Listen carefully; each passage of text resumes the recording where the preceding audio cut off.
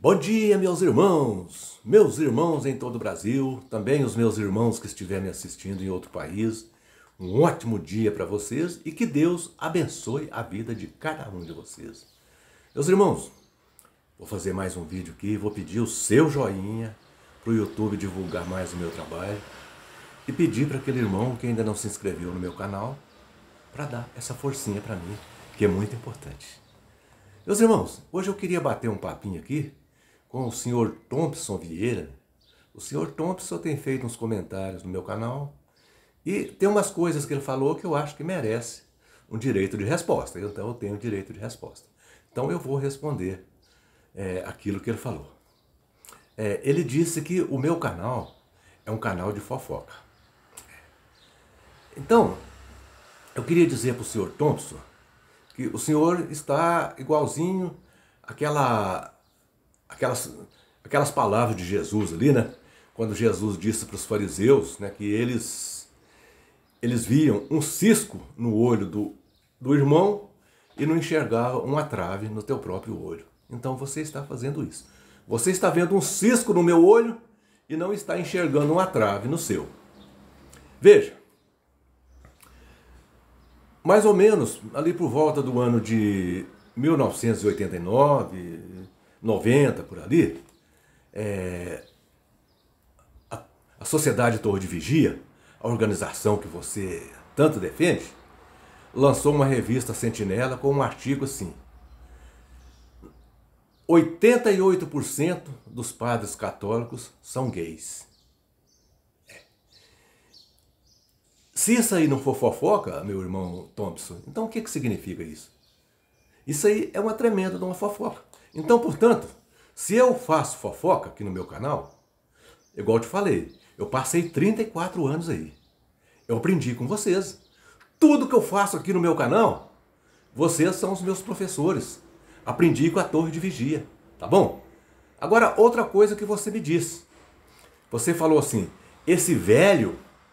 Ô, meu querido, se você souber o prazer que eu tenho de você me chamar de velho, sou velho, sim, com certeza. Estou com 69 anos, bem vividos, né? Com muita experiência de vida. E, se Deus quiser, ainda quero viver mais ainda. Ainda quero ficar mais velho ainda. Aí que você vai me chamar de velho mesmo. Você disse assim, ó, aquele velho, ele tem que cuidar da esposa dele e parar de falar da organização. Ô Thompson Vieira, meu querido e amado irmão, a minha esposa está muito bem cuidada, graças a Deus. A minha esposa não tem nada que reclamar, eu cuido dela muito bem. Deixa eu te falar, a minha esposa é deficiente física, até banho eu ajudo ela a tomar. Até para ela tomar banho eu ajudo ela. Ajudo ela a entrar no carro, tudo. Tudo eu ajudo a minha esposa. Minha esposa é deficiente física e eu sou um companheiro de tanto para ela. Então, portanto, a minha esposa está muito bem cuidada. Agora, eu não tenho que preocupar com a minha esposa, até porque aqui na igreja que eu frequento, que nós frequentamos, aqui não tem homem espiritual, não. Aqui os homens aqui têm fé, mas não chega tanto ao ponto de ser um homem totalmente espiritual, igual tem na sua igreja, lá no seu salão. Então, portanto, o salão de vocês está cheio de homens espirituais. Ah, tem. Então, portanto, é você que deve cuidar da sua esposa. Porque com essa quantidade de homens espirituais que tem aí no salão do reino, a sua esposa com certeza corre perigo. Aliás, o seu casamento corre perigo, né? Com tantos homens espirituais que tem aí. Então, portanto, é você que tem que cuidar, não sou eu. Tá bom? Então, meus irmãos, preste atenção aqui. Eu sempre tenho discordado do que as testemunhas de Jeová dizem. Tem discordado, tem feito muito vídeo aqui discordando das testemunhas de Jeová. Mas justiça seja feita. Tem coisa que as testemunhas de Jeová falam que não dá para discordar. Existe um ditado aqui na minha região que diz assim, ó, contra fatos não há argumentos. Bom, quando as testemunhas de Jeová dizem serem o Israel espiritual, eles estão dizendo a mais pura Verdade. Eu nunca vi um povo parecer tanto com Israel quanto as testemunhas de Jeová. Vamos começar pelos seus dirigentes máximos, né? O chamado de corpo governante. Eles são iguaizinhos os escribas e fariseus lá de Israel. Iguaizinhos, são idênticos. Ó, dominam sobre os demais, escravizam as testemunhas de Jeová, colocam fardos pesados nas costas das testemunhas de Jeová, mas eles não movem um dedo para levantar aquele fardo. São bem semelhantes ao sepulcro caiado, né, como Jesus disse, né? Por fora são lindos, por fora eles usam relógios Rolex para enfeitar o corpo, né? Usa anéis, aqueles anéis lindos, aquelas gravatas com a prendedura ali, prendendo a gravata, aquela prendedura de ouro. Por fora eles são muito bonitos, mas por dentro, quando você tira a tampa daquilo ali, ó, fede, é osso puro, putrefação. Ó, a exemplo dos fariseus, esse corpo governante, eles usam todo tipo de trapaça para tirar dinheiro das testemunhas de Jeová. E ainda são endeusados pelas testemunhas de Jeová. Ainda são adorados, são chamados de Deus.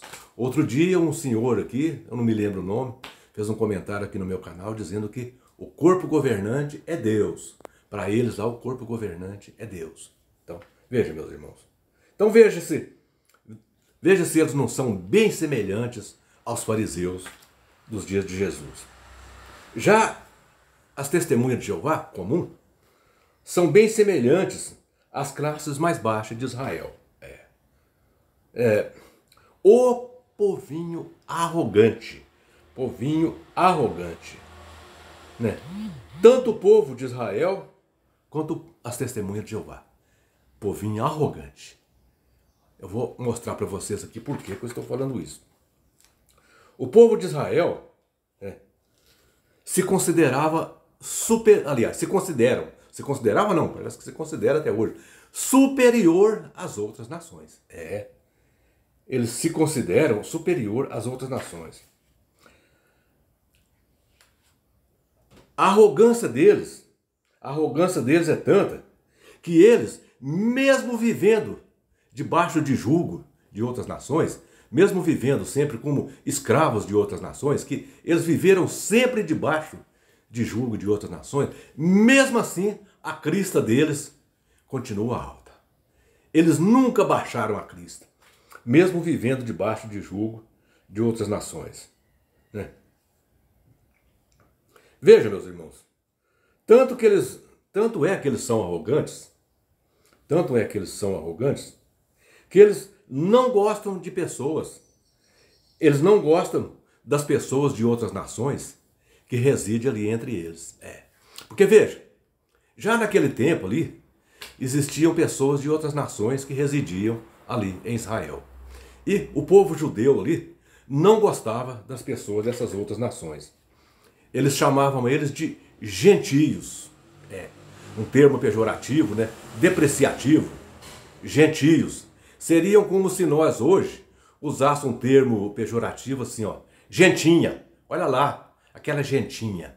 Então, quando eles diziam para as pessoas de outras nações que residiam ali entre eles, gentios, seriam como se nós hoje disséssemos gentinha. Olha ali, aquela gentinha ali. É assim que o povo judeu tratava as pessoas que residiam ali entre eles. O povo judeu não gostava deles. Mas, além do povo gentio, que eles não gostavam, tinha também os samaritanos.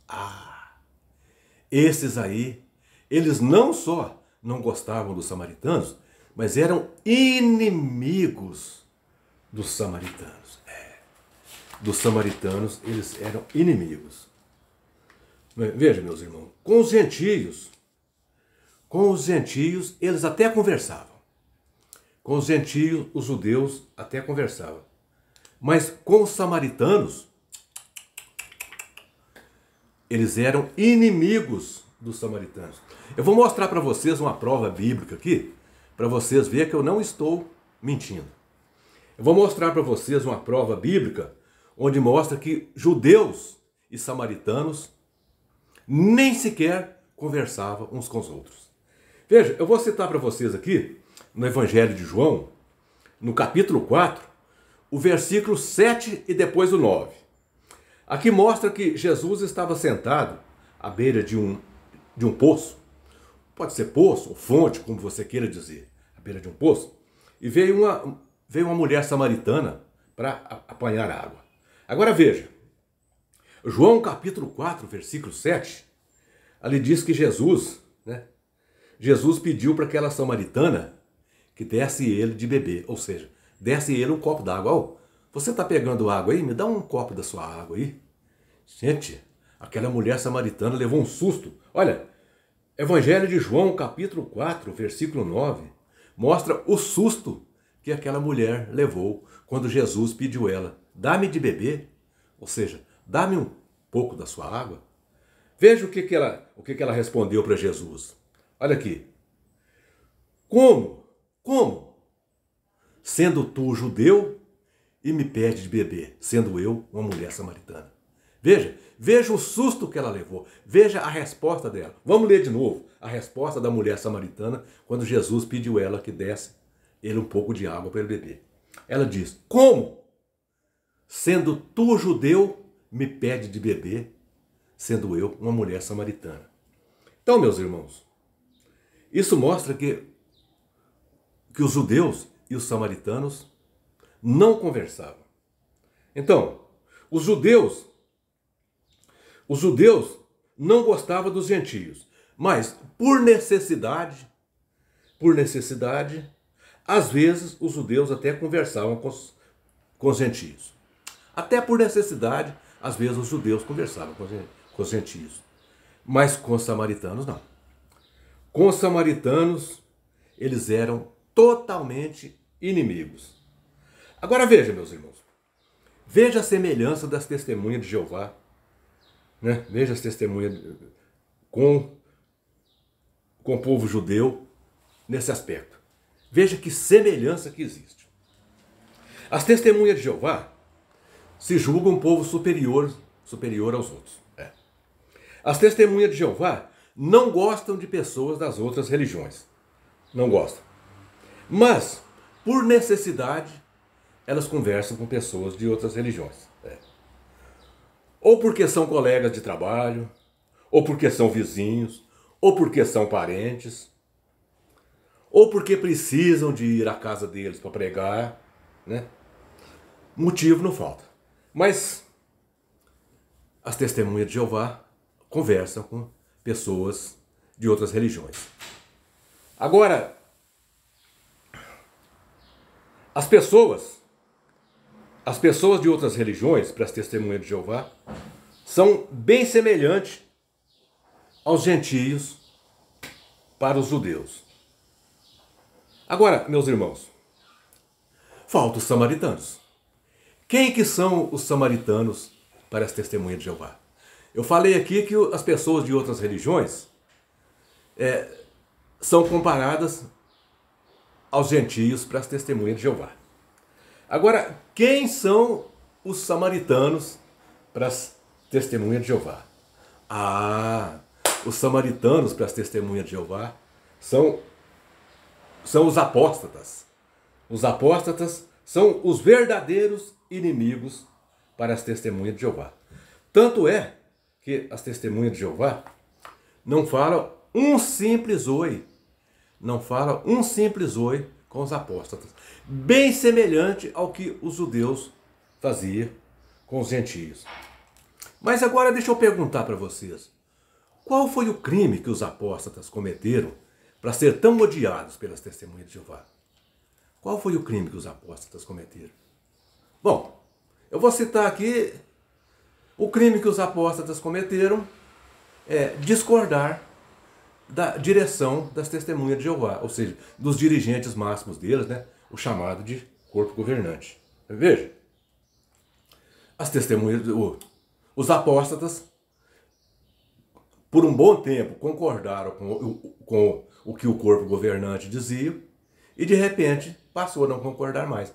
Esse é o crime que os apóstatas cometeram. Agora veja, meus irmãos, eu acho que os apóstatas cometeram um grande crime mesmo. Pensando bem, nós apóstatas, nós cometemos um grande crime mesmo. Veja, gente, o corpo governante das Testemunhas de Jeová só mudaram a doutrina deles 340 vezes. Só 340 vezes que eles receberam novas luzes e mudaram a doutrina deles. Isso não é um crime a gente discordar disso? Veja, somente eles só tiveram 8 previsões erradas para o tempo do fim. Só fizeram 8 previsões para o tempo do fim. É claro que todas as 8 deram errada, né? Mas foi só 8. O que vale 8 previsão errada, meu Deus do céu? Então eu acho que nós apóstatas, nós merecemos que as Testemunhas de Jeová nos odeiem. Merecemos. Eu mereço. Eu mereço que as Testemunhas de Jeová me odeiem. Já pensou, gente? Eu duvidar de uma pessoa que só errou 8 previsões para o tempo do fim.